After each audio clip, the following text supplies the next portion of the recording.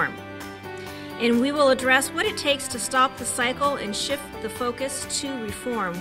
We will look at examples of successful community youth programs, proven evidence-based programs and treatment models that provide cost savings, as well as examples of prevention and community-based intervention programs, law enforcement partners view as best practices for juvenile reform. Our first presenter is Matt Cervantes. He is the Senior Program Officer and the lead for the Positive Youth Justice Initiative at the Sierra Health Foundation. Matt, welcome, and thank you for being here.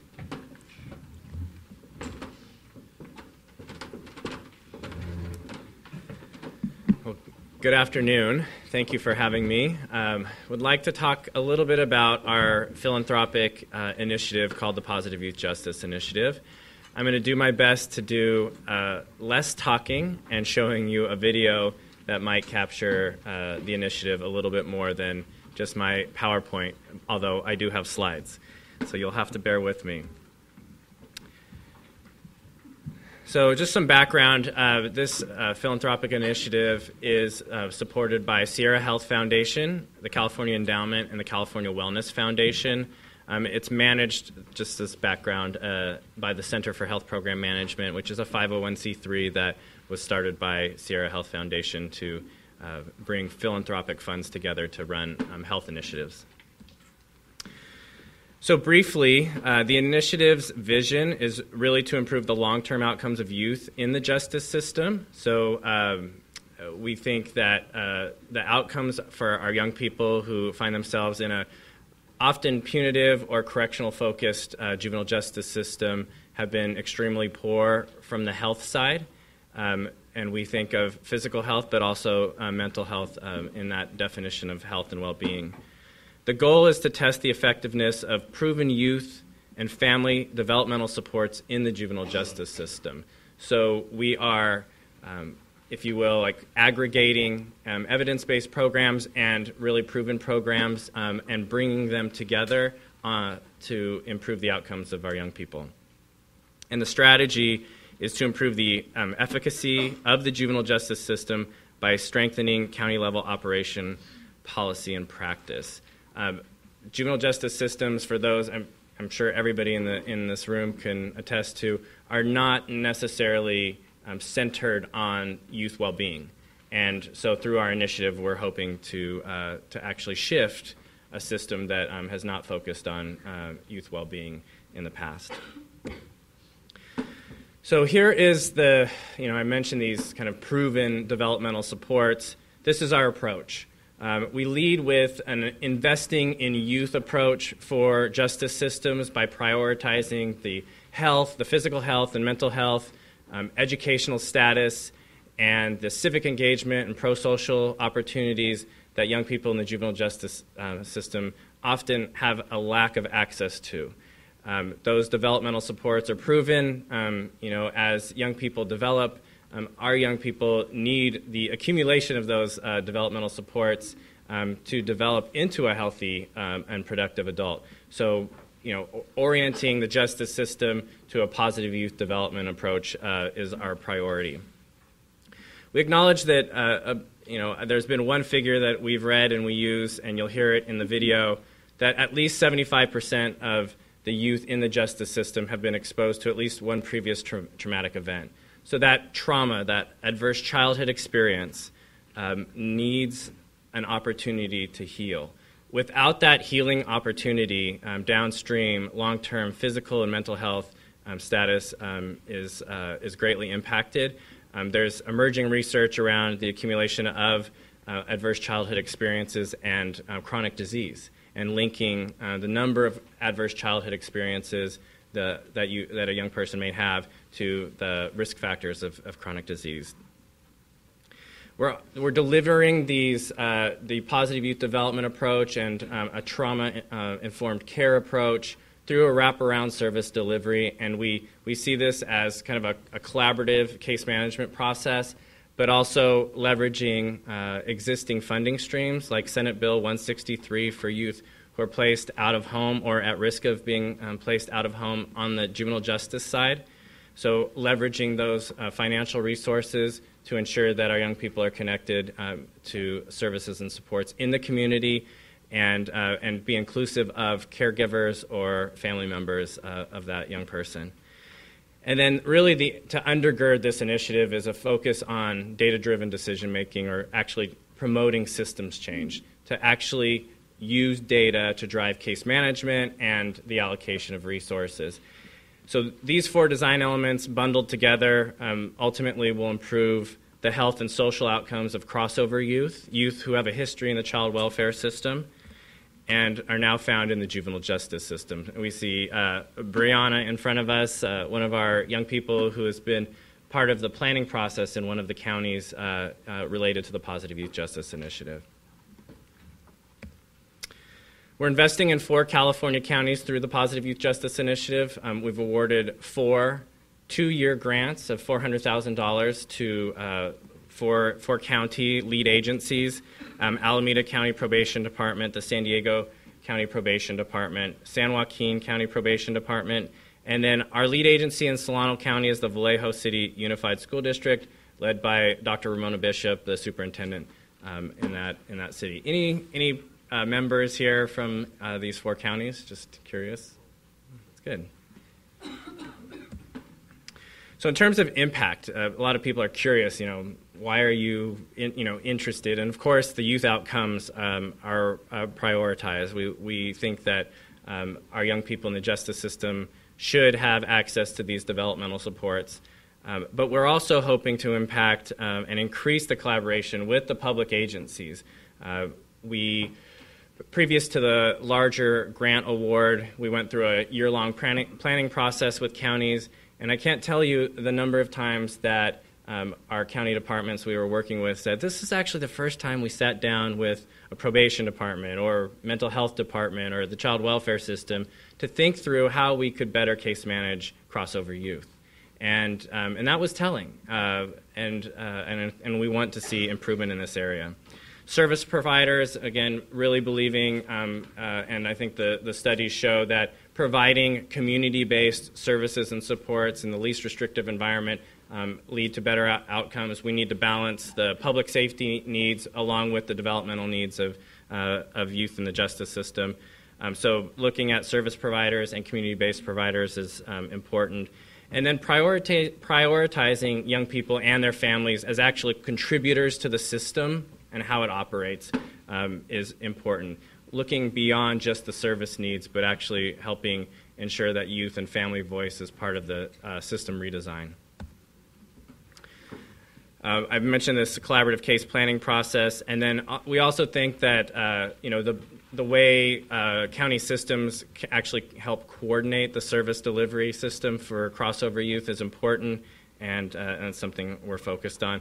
We think that there will be some policy implications within the Positive Youth Justice Initiative. We're already seeing some of that interest with here at the state capitol. We recently were invited to testify at 2 committee hearings. One, the Justice Reinvestment Committee, looking at juvenile justice reform as a prevention to the prison overcrowding situation, and then also the Assembly Select Committee on the Status of Boys and Men of Color. As you all know, young people of color are dramatically overrepresented in the justice system, and so there is an interest in how the Positive Youth Justice Initiative helps improve the outcomes of youth of color. So this is the part that I wanted to get to, and I think is probably more interesting than my presentation. Let's see if I can pull up the YouTube video here.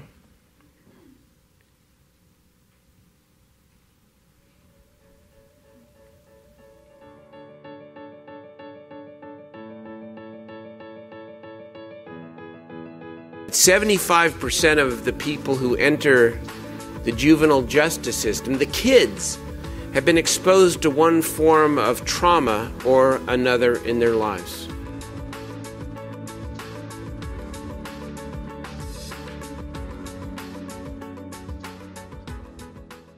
The crossover youth just give up all type of hope. They just don't even care anymore. Just do what's necessary to get through. Growing up, I was taught that banging, hanging, and slanging were my only options as a young man of color.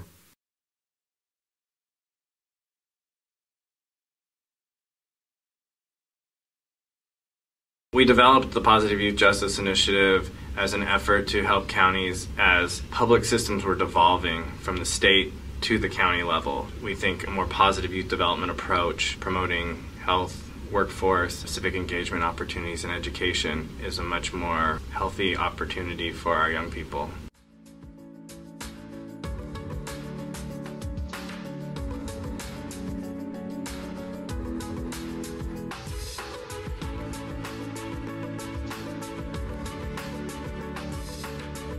My door is always open. There are many people in the Capitol who are very sympathetic. The governor's not unattainable. We could do so much and not have poverty be the way to the prison system. I'll always have hope. We will have people that understand restorative practices for all of our young people and understand what trauma does as it relates to outcomes. Talk about this to everyone. There's no one person who can't benefit from knowing about the programs that you're doing. Congratulations to Alameda, San Diego, San Joaquin, and Solano for being successful in this particular endeavor.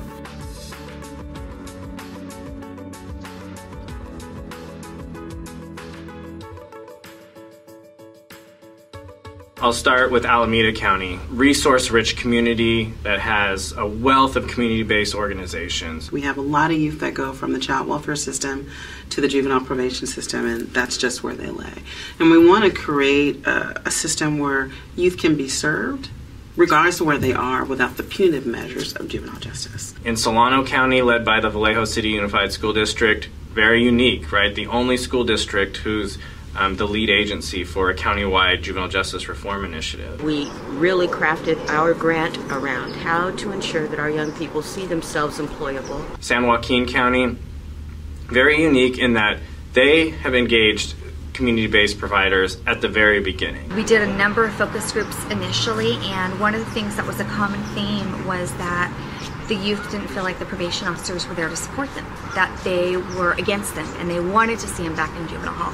And so what I'm hoping over the next 2 years with the implementation grant is to really raise the level of awareness with our probation officers. In San Diego County, our largest jurisdiction, that county is taking the opportunity to help actually develop those pathways from the probation system in partnership with all the public systems, but helping build those pathways into community-based supports. We do talk about this initiative as a reform, and I see it as much as a return to the way that the juvenile justice system began, recognizing that the interaction with youth in the system needed to be in their best interest. We can never give up. And no matter how many times young people may disappoint us or may stumble and fall, we need to pick them back up. And when you believe they're for real, when it's that time, you need to give them all the support you can give them. Healing is a necessary step for the transformation of our young men locked behind bars. We need our POs to be our uncles and aunts instead of our correctional officers, and we need community organizations to lead the way. I've been told also I wasn't going to graduate, but I did in June, on time. Through the Positive Youth, I was blessed to not just only receive a job, but I had to receive a job in the surgery department. The real test of great philanthropy is the power and size of your ideas. It's the power of your ability to partner and to gather people around the work that you and they collectively think are really important. We will be at this as long as it takes us to be successful. Because for me, this time we win. This time for our children, we win. And one thing everyone should know about Crossover Youth is we make mistakes, but we are not the mistake.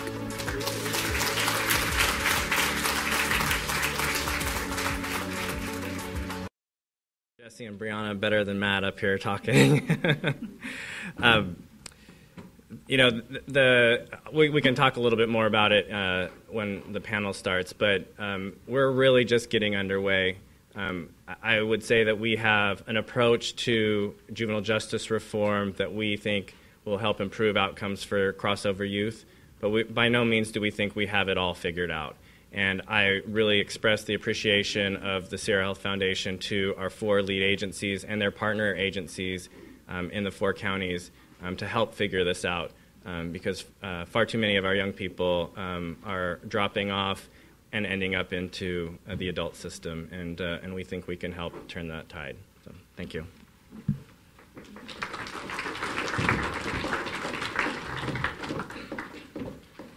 Thank you, Matt. And our second presenter is my colleague at CiMH. I have a great deal of respect for. Pam Hawkins is a senior associate at CiMH. Pam, welcome.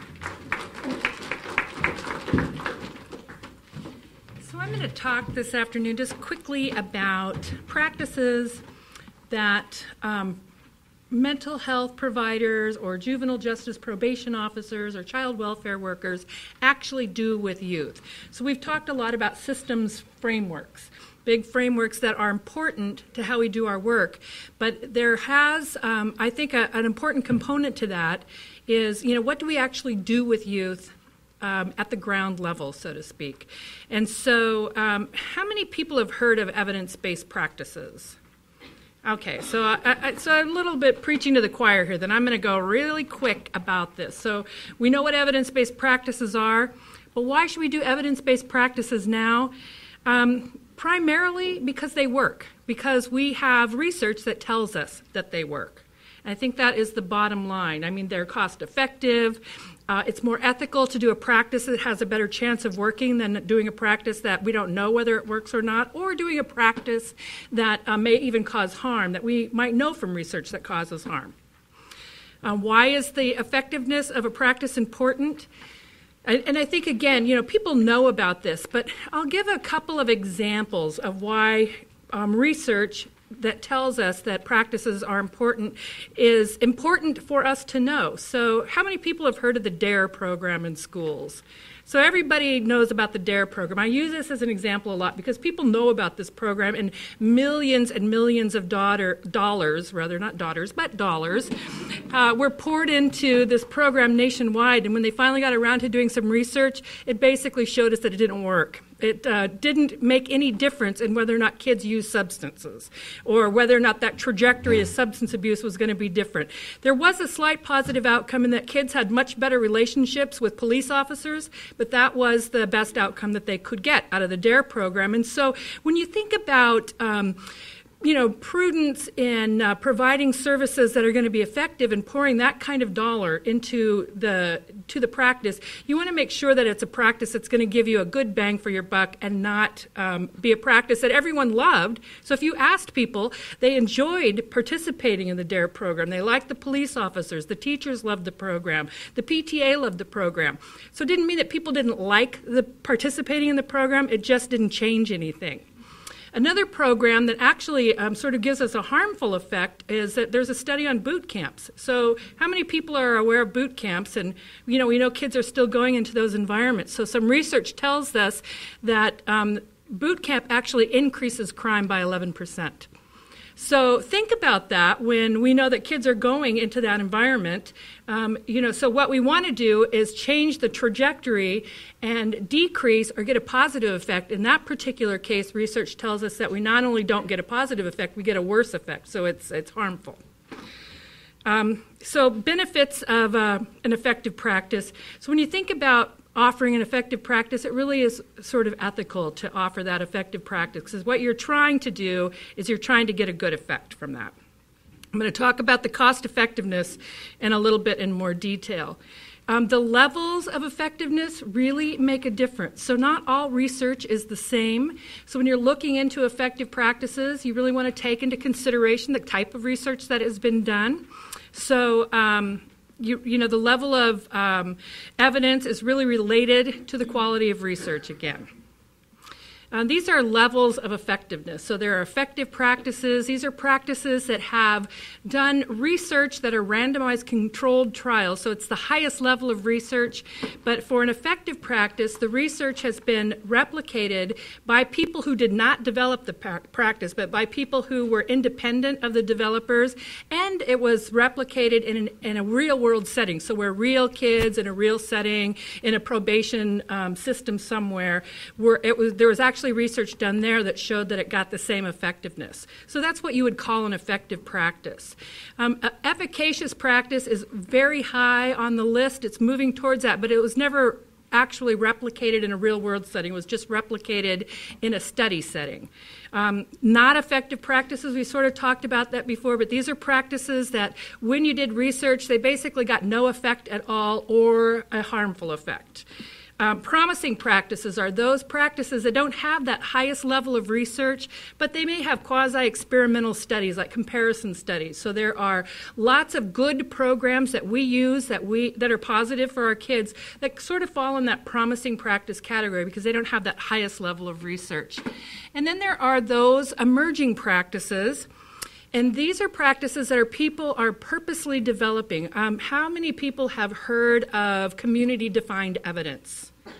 So these are practices that people are developing in the community, and they are beginning to do research on so that they can have some way to tell us that these practices are effective. So you develop a practice, as long as you can articulate what that practice is, then you can measure that practice, and then you can move that practice into these higher levels of promising and effective.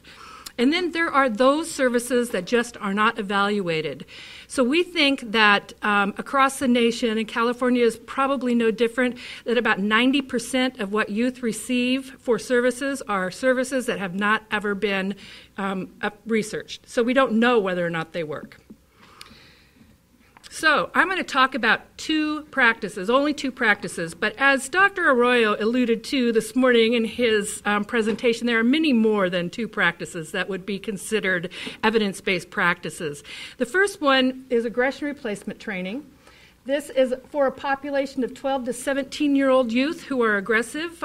Most of the research that's been done for this particular population has been done within juvenile justice settings.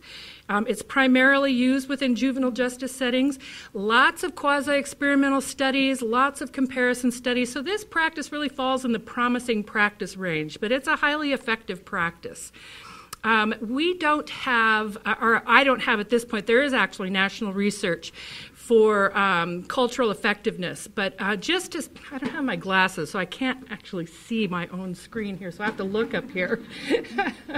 But we keep data in California for aggression replacement training. We have multiple sites across the state, and so in California we know that for implementation, 49% of the youth are Hispanic or Latino, 25% are Caucasian youth, 17% are African American youth, 8% Asian or Pacific Islander youth, 1% Native American youth. And what we find in our own research data is that across all ethnic groups, the outcomes are the same. So we get a positive outcome with aggression replacement training regardless of what the ethnic background is. So basically, these are psychoeducational groups for youth, and I'm going to talk a little bit about their outcomes. I'm going to go quickly because I don't have a lot of time to go over the outcomes, but I have a number of slides that you can look back on. But basically, from research, we know for aggression replacement training that there are reduced criminal behavior, reductions in conduct problem behaviors. There's increased pro-social skills behaviors, improved anger control. We talked about numerous quasi-experimental studies with comparison groups.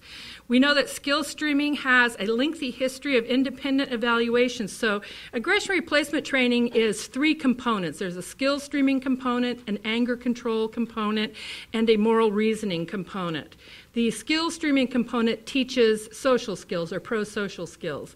The the anger control component teaches kids how to manage their anger. And then that moral reasoning component teaches kids why they would use a more pro-social skill as opposed to their more egocentric sort of, criminal thinking. So, but I just wanted to point out that in the research, skill streaming actually has independent research. So we know that that component as a standalone will actually give a good result. We also know that the anger control component of aggression replacement training will give a good result. So if you just did those two by themselves, you would get a good result. But when you add the three together, that's where you get the most positive results for kids. So these are just some more outcomes for aggression replacement training. So basically, they got reduced felony recidivism when it was delivered with proficiency. So I want to talk about that very quickly, too, because when it was not delivered with proficiency, it did not reduce recidivism. So the two practices I'm going to talk about today, one, aggression replacement training. It's unusual that practices would do research on whether or not the practice was administered with model adherence. So if you didn't do it the way it was intended to do, you don't get the outcome that you're looking for. So it's very important when you do an evidence-based practice that you actually practice it the way it was intended to be practiced. It also talks about cost savings. So I want to, in your packet, there's a Washington State Institute for Public Policy handout. So these were all also in Dr. Arroyo's slides this morning. So you could actually see them better. And since I don't have my glasses, I can't. Aren't these reading glasses? Let me try this. Oh, I can see that a little bit better, but my eyes are worse than yours. So if you look at this, it's going to tell you, the same as in his slides, that the cost savings for aggression replacement training are, I can't see it. I still can't see it. It's not helping me. But anyway, this will show you the cost savings. But in this last column, I just wanted to point out that not only do you get a huge cost savings, so for every dollar spent on aggression replacement training, they're saving something like, can you see what they're saving? It's in that second column. $37.19. All right, so for every dollar spent, $37.19 is saved. But the other important part of what they do in their research here is that it also says, what is this? 90%. So 90% of the time they get a positive outcome. So they really are looking for practices where most of the time, so not every evidence-based practice works for every youth. We all know that. Not every practice works for every family. But in 90% of the cases, aggression replacement training works, and they get that kind of a cost saving. So I think that's really important to show. So this is just a more graphic way. In an 18-month study, they studied felony recidivism rate. And so you can see that the folks that did ART with proficiency, or they did the model as it was intended to be done, they got the better reduction in recidivism. The yellow line, so these are people who said they were implementing aggression replacement training, but they weren't doing it the way it was supposed to be done. They actually got worse outcomes than the control group who got whatever the services were that they would normally get. So functional family therapy is another practice. So aggression replacement training, very popular program. Lots of people do this. Functional family therapy, also a very popular evidence-based practice. Lots of people do this as well. So unlike aggression replacement training, which just focuses on youth in a group setting, functional family therapy focuses on the entire family. So this is a family therapy model.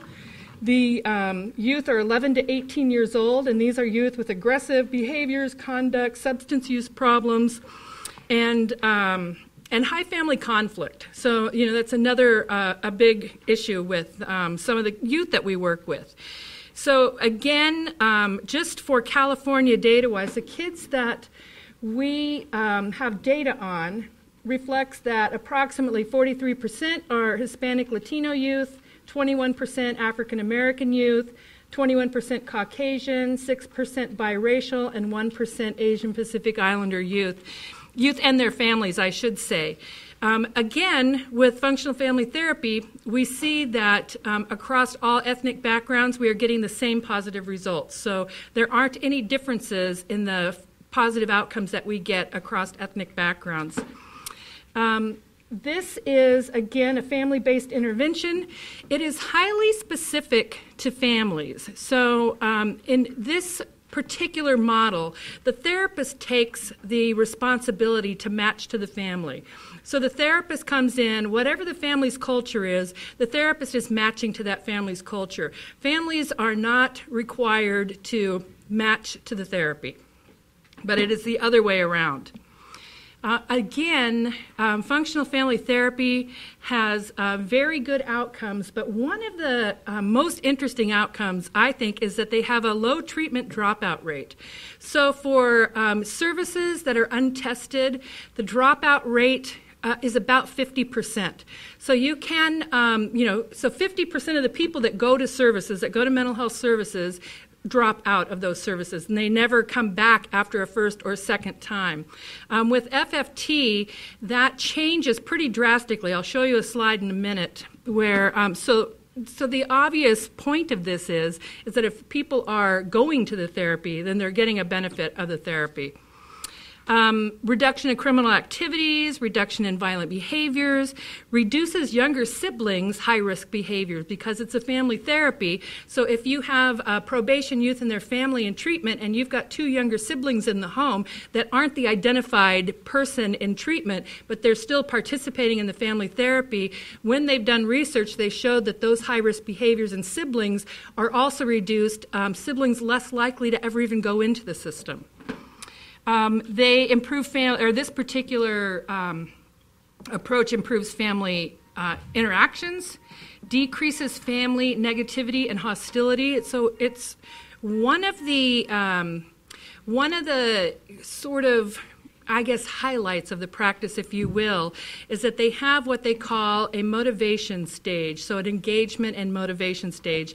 In this engagement and motivation stage, they're engaging families, but they're also motivating them to want to do something differently. And decreasing that negativity and the hostility is one of the first things they do. So therapists come right in, and they'll start interrupting and diverting any kind of negative behavior. So when parents are saying, it's all that kid's fault, and we're going to get them to stop doing that, the therapist will interrupt that right away and won't let that go on. And when the kids start saying, it's all my parents' fault, and if they would just get treatment, I would be better, then the therapist also interrupts that negative sort of behavior right off the bat. So what they're doing is they're creating a balanced alliance between all family members. They do some other really kinds of wonderful things in this particular therapy, like reframing a negative family story into a very positive family story. So they don't focus on risk factors. They identify risk factors, but they don't focus on risk factors in the therapy model. They actually focus on strengths, and they focus on protective factors,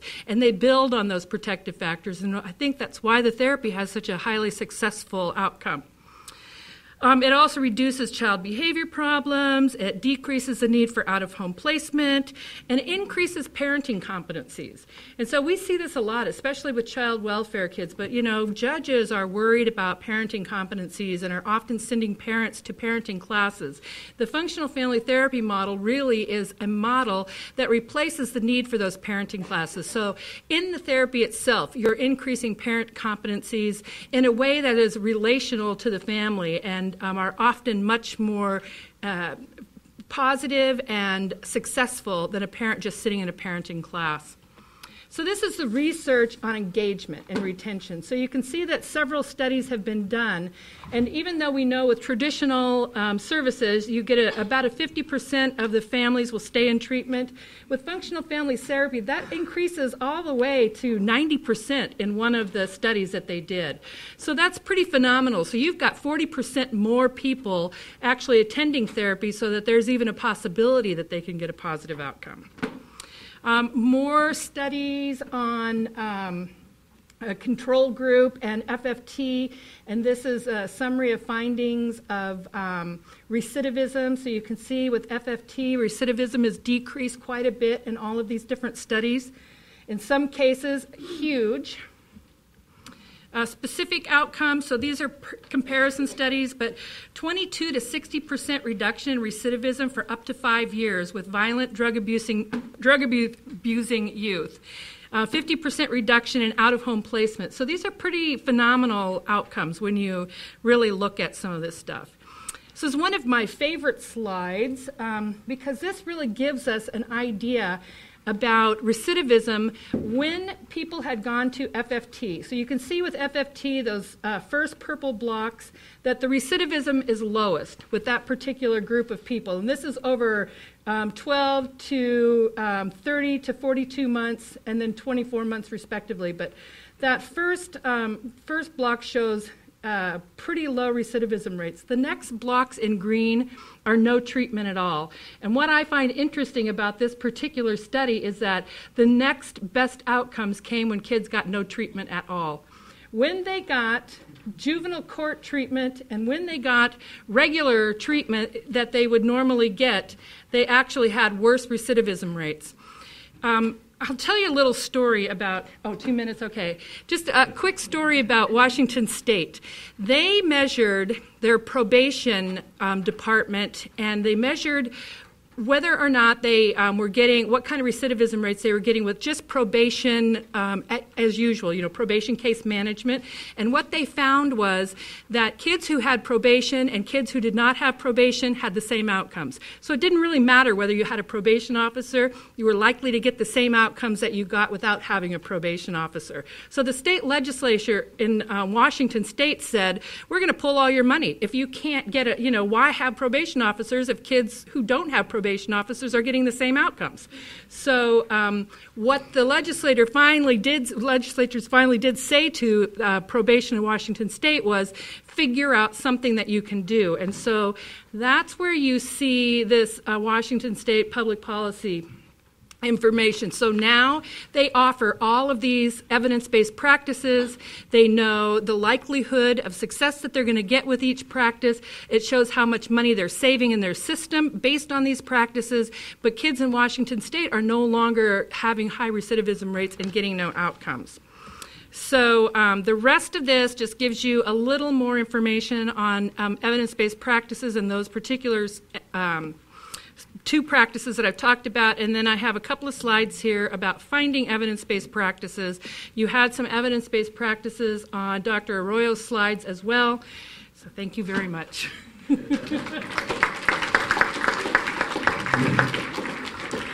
Thank you, Pam. I regretted having to cut you off because I know you're a wealth of information. I know you were talking as fast as you could, too. So thank you for all the information you shared. And our third speaker today on this panel is Chief Mary Butler. She's the Chief Probation Officer in the Department of Probation in Napa County.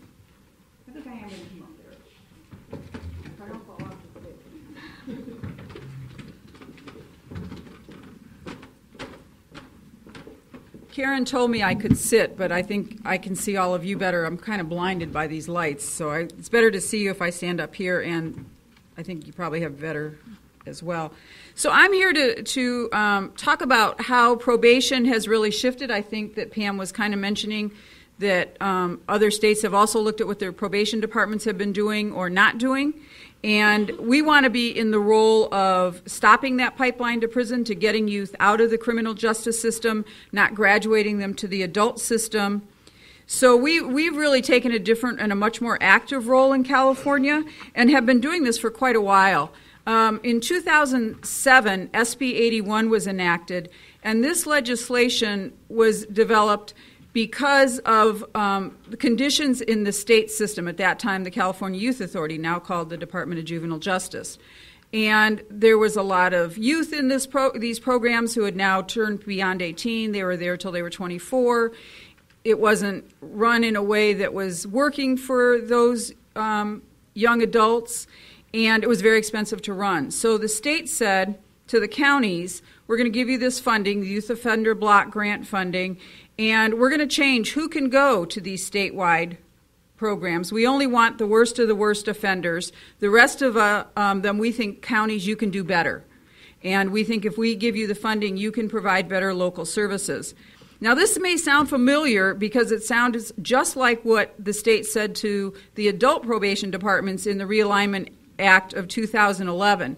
And the reason they did that is because of the success of SB 81. So that's really what I want to focus on, is the successes that we've had in the juvenile system since that time.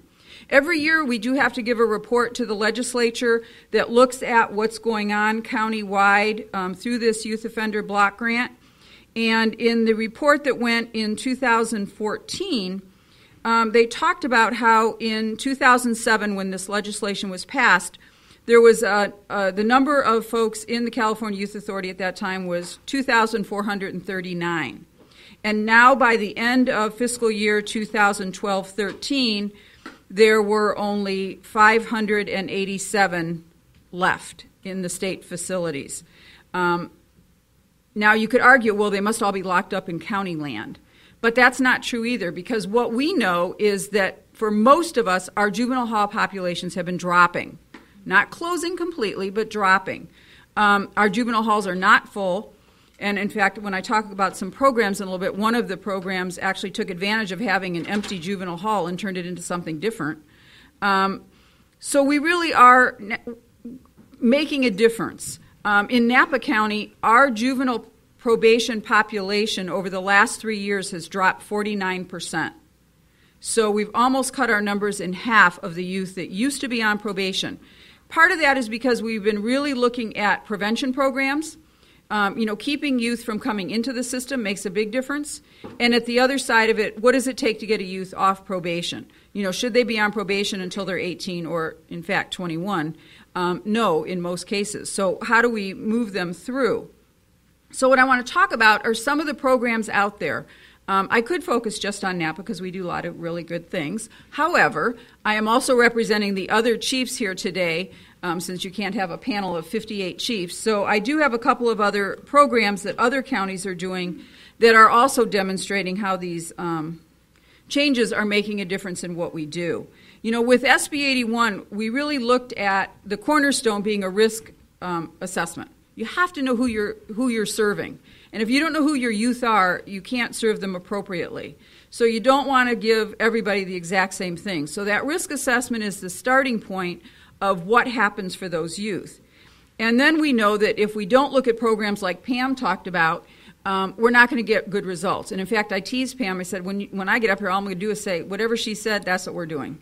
And in some ways, that's really true, because those are the programs statewide that are being implemented. Cognitive behavioral programming is really what makes a difference for youth in the criminal justice system. They have to learn to change their thinking. You can't just say, quit getting mad, and have them all of a sudden go, oh, yeah, okay, so now I don't have an anger issue anymore.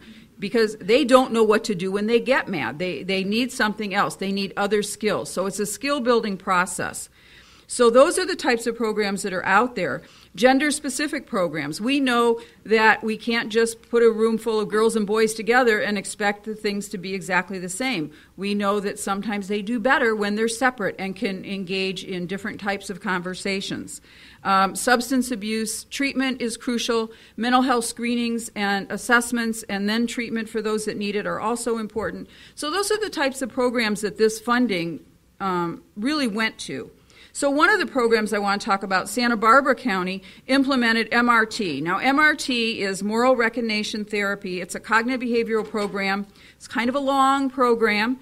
And they started this in their juvenile hall.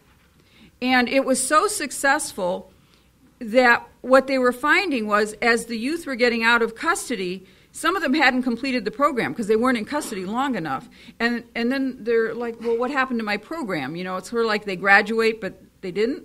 So now they're implementing this program out of custody as well, so that it really is a two-tiered system. Whether the youth is in custody or whether they're out of custody, they can continue in the program and really work through the entire process of this program. And the beauty of MRT is it is a group program, so it's a group of young people together, and they hold each other accountable. It's sort of a step program, but not like AA steps, but they're a phase kind of thing where they have to move through 12 phases, but their peers have to agree that they're ready to move on. So it really keeps everyone accountable. The peers have to stay engaged, the person's engaged, so they're working together as a team as they go through this program. And so what Santa Barbara has seen is that has been very effective in reducing recidivism and keeping the youth out of juvenile hall. Merced County has a promising practice that they call Leadership for Life. Now, this program actually started in their adult system. Their Health and Human Services Agency developed this program to work with adult offenders who were fathers. Primarily, it was a male program for male offenders. And one of the things that one of their premises going in was, one way to engage an adult offender is that parenting role. And they can't be a good parent if they're incarcerated. But if they're out of custody, sometimes they don't know how to be a good parent because they spent much of their parenting years under the influence of substances or in or out of jail. So it took a two-prong approach. One was looking at their criminal thinking, that skill-building behavior change, and the parenting skill building, how to help them be a better parent. And what they're looking for were the long-term outcomes, because best predictor of future behavior is past behavior. When your family all goes to prison, you all go to prison. You know, we know those kinds of stories. So it's to break that cycle. And they were finding it so successful in the adult world, they are now starting to offer that to their juvenile male offenders, because guess what? We have a lot of juvenile male offenders that are fathers. So in looking at what we're doing with the youth, that also, they found that to be pretty effective. They're just getting underway, so we'll see in a year how that's going. Sonoma County received a National Association of Counties Award for their innovative program called the Club at Juvenile Hall. Now here's a juvenile hall that had a whole empty unit, because, again, reducing the number of youth incarcerated, offering other programs. So they did this unique partnership with a gang prevention program in Santa Rosa, the Boys and Girls Club of Sonoma County, and juvenile probation, and they actually have a full Boys and Girls Club inside the juvenile hall. And so the youth who are in custody can earn their way into the club.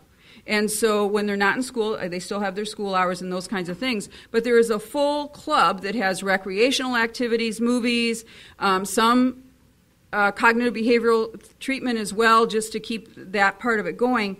But it really was designed to help these young people get some skills. So since they've been operating this program in 2011, they've served about 450 youth, and 250 of those have actually graduated from some sort of program with a certificate, whether it was their cognitive behavioral group, a vocational training, an educational kind of thing. But they're really learning new skills instead of just sitting in custody doing nothing.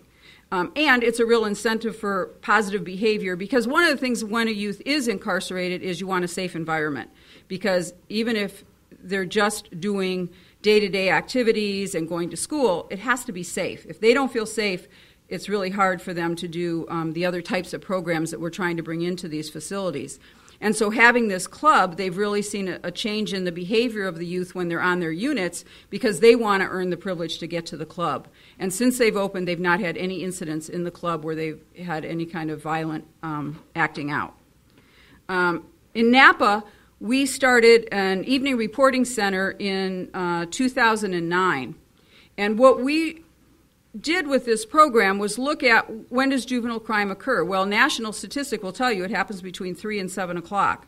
Those hours between school and when parents are often home because they're working and commuting, those are the hours for juvenile crime. So we started a program where our youth are with us from 3 to 7, or 3:30 actually. And what's the most important thing for kids after school? Food. Because many of our youth don't have enough food in their houses. That's just a reality. And so they come to this program, and the first thing they do is eat. And then they're going to do a cognitive behavioral program, and during this 60-day evening reporting center, they're going to get 50 hours of cognitive behavioral treatment. We use a program called felony offenders, which is a crappy name, so we don't call it that. Because, you know, hey, kids, you're coming to felony offender class today.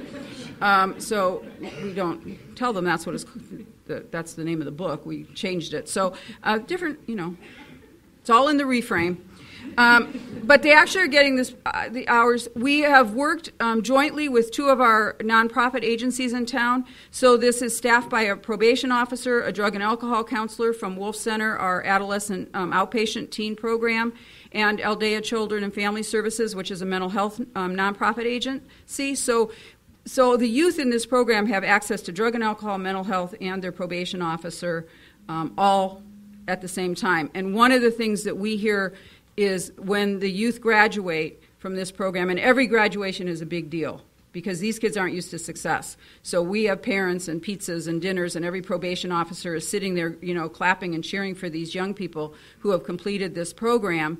And they all talk about how that shift, because you talked about if they just have a probation officer, it means nothing. It's the relationship, and it's that they see that person as a helper, not as you're here to lock me up, it's you're here to help me, and you're helping me not only do what I'm doing today, but to get out of the system. And that's really our goal, is to try and get them out of the system. Additionally, in our county, over half of our probation officers and juvenile hall counselors have gone through training to be cognitive behavioral facilitators. We run those programs. We have ART. We do Thinking for a Change. We actually also have a team that does functional family therapy. And the beauty of that is, Pam kept talking about that therapist. That therapist can be a probation officer. And again, we have a team. We work with one of our nonprofit agencies. We work with our county mental health and a probation staff who are the team that work with these different families. See great success with that. Santa Clara is starting a brand new program. I think the video showed a little bit about how many youth start in the child welfare system and go on to the criminal justice system. And there is a court process for that looks at where this child belongs. But sometimes it's I don't want them kind of, they're not mine. And so what Santa Clara is doing is they're actually starting a program with a child welfare staff, probation staff, and youth advocates to really look at these youth as they're coming in and which system really can serve them best and what really will help them. Because that's what we want to do. It isn't about, is it my kid or is it your kid? It's, how there are kids and they, how can we best serve them? So they're just starting that, just getting up and running. And then Contra Costa is doing a program for girls that are involved in trafficking. What we know about girls involved in trafficking is, they may have got arrested for prostitution cases, but really they're victims, and they've been victimized, and that trauma is really impacting what's going to happen with them. So they have started a trauma-informed services program that's the core of their program with other cognitive behavioral programs there as well to help promote behavior change, but actually to help these girls through the trauma of what has happened to them. Not, this just isn't about their behavior. Schools are making a difference. I heard this morning you mentioned the BEST program was talked about, and we're using that in Napa. We have seen a great reduction in our expulsion rate because of that. It keeps kids in school, and that's one of the keys. We're seeing in our juvenile hall the number of youth that are actually graduating with full diplomas, passing their exit exams, has gone up, continues to stay up. Our numbers have been high for quite a long time. And having those youth walk out of the criminal justice system with a full diploma is a huge advantage for them as they move out into the world. So as you can see, there's lots of programs. I could go on and on and on, but I want to make sure we have time for questions. So this is just kind of a snapshot of across the state, different types of programs that are going on out there. And, we really believe that juvenile probation has made that shift to not just being there to incarcerate when necessary, but to really help transform lives and move them out of the criminal justice system into productive members. So we are there to definitely stop that cycle. So thank you.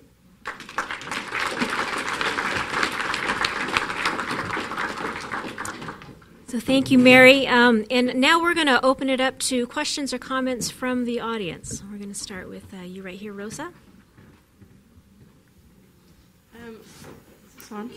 Oh, I just really want to say that I appreciate, Mary, what you were saying and the initiative that probation is doing. From the time I was 12 to about 17, I was in and out of juvenile hall due to multiple violations of probation. And I was just having this conversation with my colleagues over lunch, how it just seemed like I was having a lot of issues at home, and it just seemed easier for probation officers to put me back in juvenile hall. So that was really like, when you talk about a gap, like that's a huge thing that then affects my education, that affects, all these things where it would be easier, or I shouldn't say easier, but it would be more efficient if I was working with my family in the issues that we had. So I really do appreciate that these initiatives are taking place, and I'm also want to just let you know that I'm applying for my master's, or I actually got accepted into Sac State for social work. So excellent. Good job. And I think you hear more and more counties are moving to those types of programs. And the other beauty of functional family therapy is not only are we working with the youth who's already in trouble, we're working with those younger siblings. Normally probation can't do that. We're not allowed, we can't use our funding for kids that aren't on probation. But here's the one program where we can do that and help stop that cycle even younger. You gave a great list of the programs that you have, but I was just wondering, I noticed Sacramento County seems to be conspicuously missing from that list? Is there anything that Sacramento County is doing? Well, so I couldn't get to all the chiefs. So partially this list is from the chiefs that are on the Juvenile Services Committee of all of the chiefs. Sacramento's not a member on there. And then the Bay region, because I talk to those folks a lot. So I don't have in front of me what Sacramento County is doing. I don't think that means they're doing nothing. I just know that I did not speak directly to their chief for this particular. I knew I only had 10 minutes. I couldn't get to all 58 counties. Sacramento County actually contracts with private provider agencies, and they provide functional family therapy and aggression replacement training for probation youth through those private provider agencies. And it was our intention to have Deputy Chief Mike Shores here from Sacramento County today, Probation Department, but he was, I think, presenting at another function today. So sorry for that absence. Right over here. I had a question about.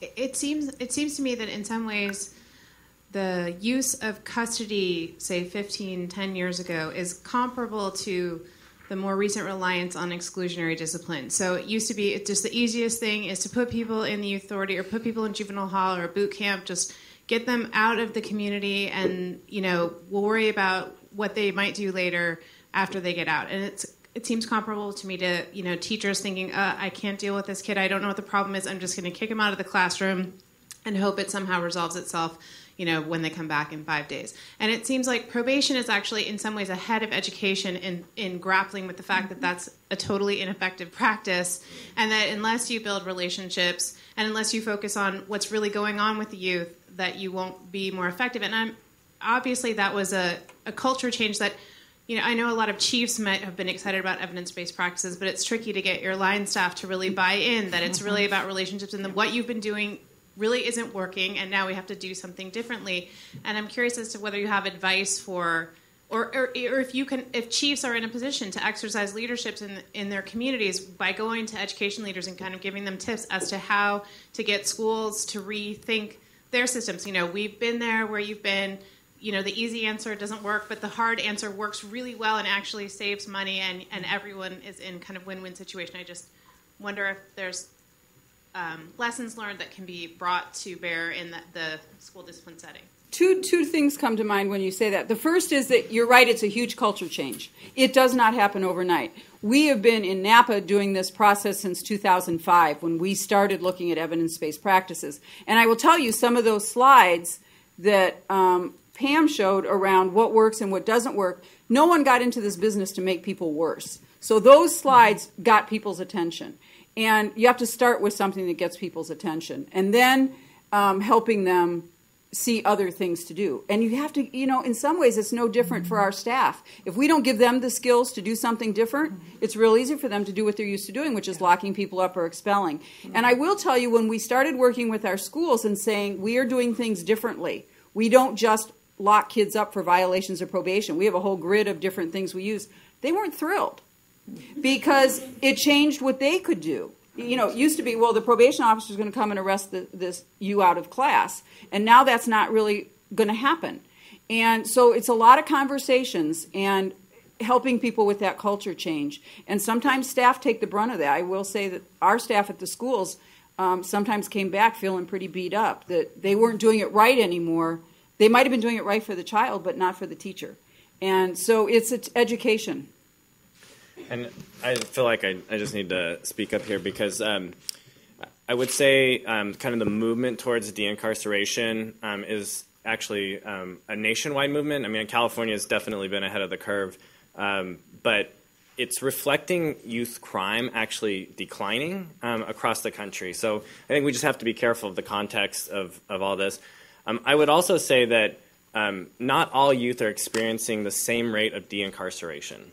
So youth of color have not experienced the same reduction in showing up in detention facilities or at-home placement. There was just a study, I think, released about 3 weeks ago by the National Council on Crime and Delinquency that looked at, I think, 5 jurisdictions, if I recall, across the country. And youth of color did not experience the same level of they were being placed out of home in foster care or in camps at a higher rate than white youth. So I think we just have, and I think the disciplinary data that's coming out right now showing, disproportionality is really something that we have to pay attention to and highlight, intentionally, so that we are making sure our young people of color experience those benefits as well.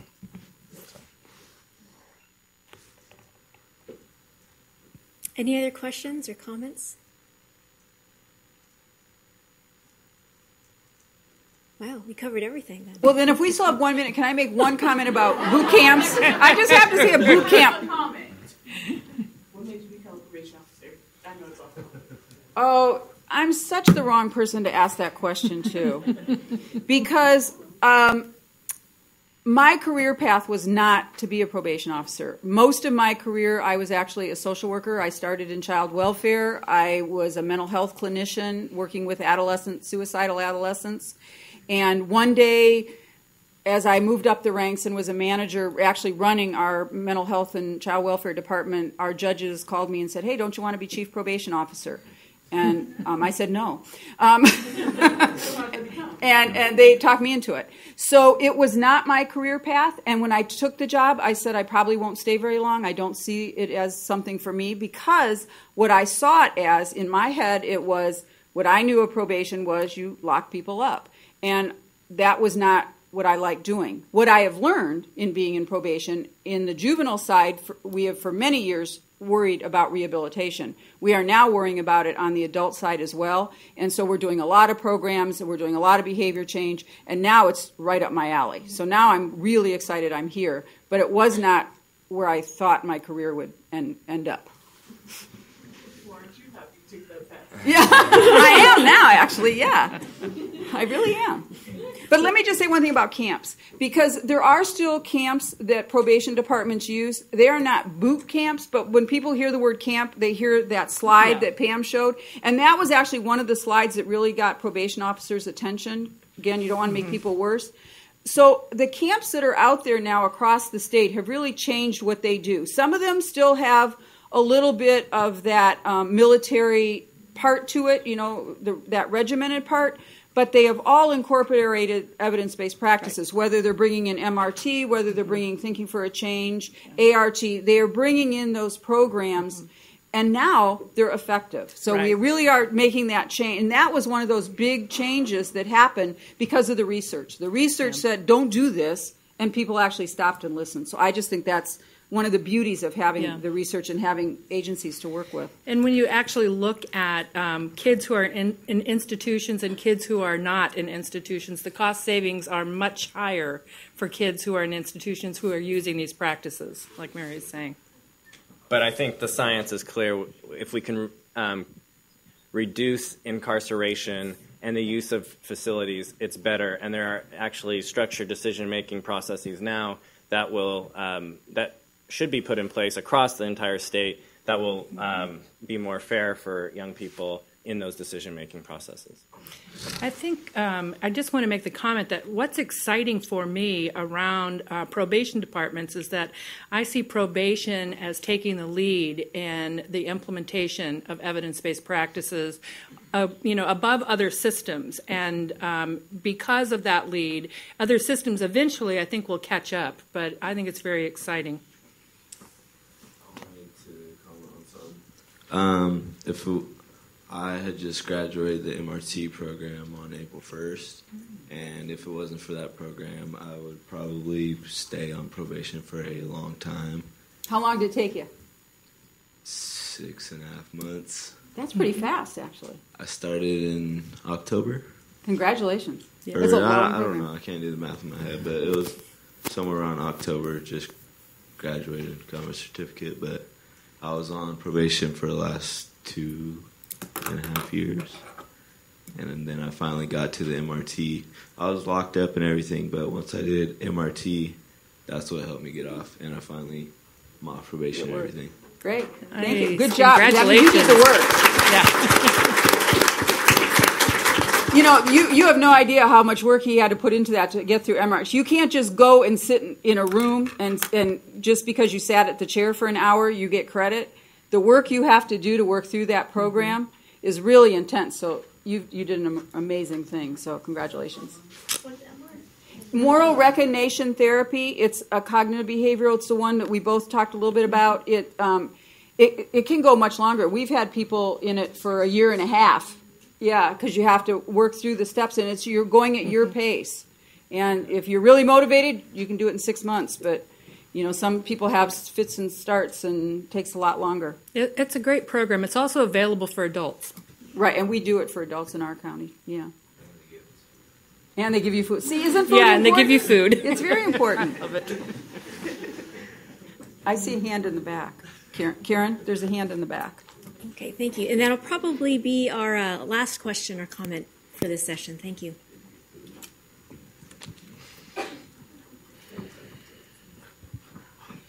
Now, I had a question because I seen that you mentioned about the boot camps or camps. I also wanted to express that I was myself at a boot camp for 10 months. And when I arrived at the camp, I didn't know what I was going to expect. I'm thinking straight military, push-ups, someone yelling at your face. But it was the complete opposite. I actually had real good mentors there that actually were able to help me to learn who I was as a person and was able to set goals. And they were the ones who helped change my life around. Home couldn't do it, school couldn't do it. And I will honestly say that if it wasn't for that camp, I don't know where I would be this day. Probably locked up in prison somewhere. And I'm just glad that I was able to go there and get the help that I much more needed. And now I'm working with at-risk youth or youth and telling my story because I walked those same shoes. So that's a great story. Great to hear. Well, thank you for all of you who participated with your questions and comments. Really appreciate that. And please join me in a warm round of applause for our presenters.